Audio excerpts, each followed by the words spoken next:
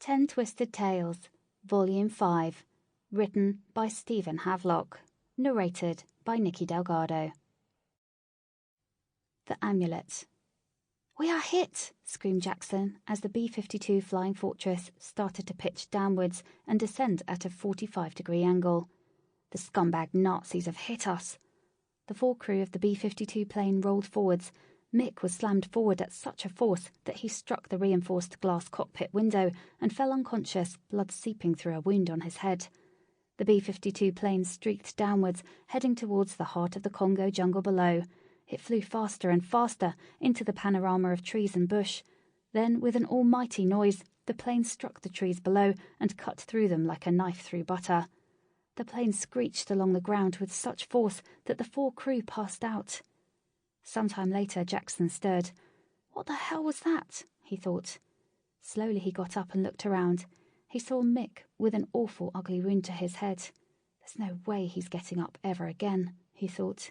Then a hand touched him on the shoulder. "Ben," he said. "I'm all right, just a little bruised and roughed up," said Ben. "But otherwise all right," he continued. "What about Steve?" said Jackson. They looked towards the back of the plane and saw Steve stirring. "Steve's alive too," said Jackson. "I can't believe we survived such a crash."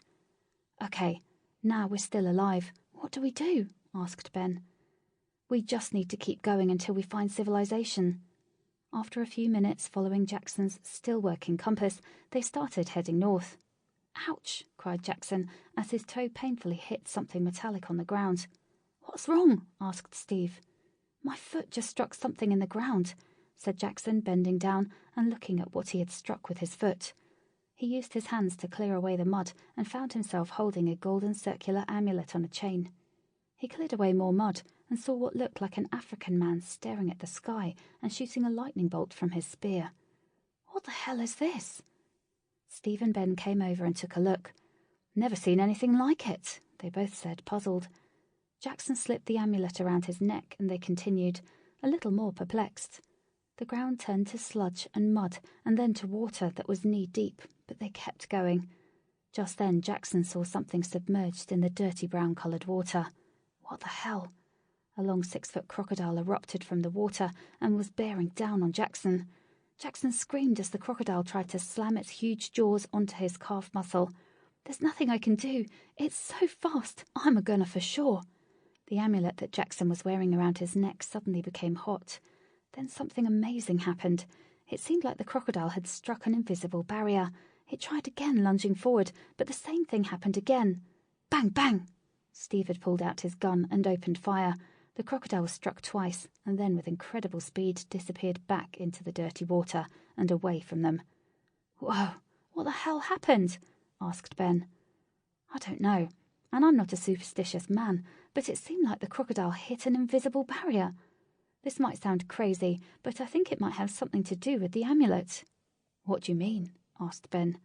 "I felt the amulet grow burning hot when the crocodile attacked." "Hey, look up ahead!" cried Steve. "It looks like a clearing." The 3 of them entered the clearing and were amazed by what they saw. "A city!" cried Ben. "A living, breathing city in the middle of this godforsaken jungle." "Maybe we can get some supplies and find our way out of this mess," said Jackson.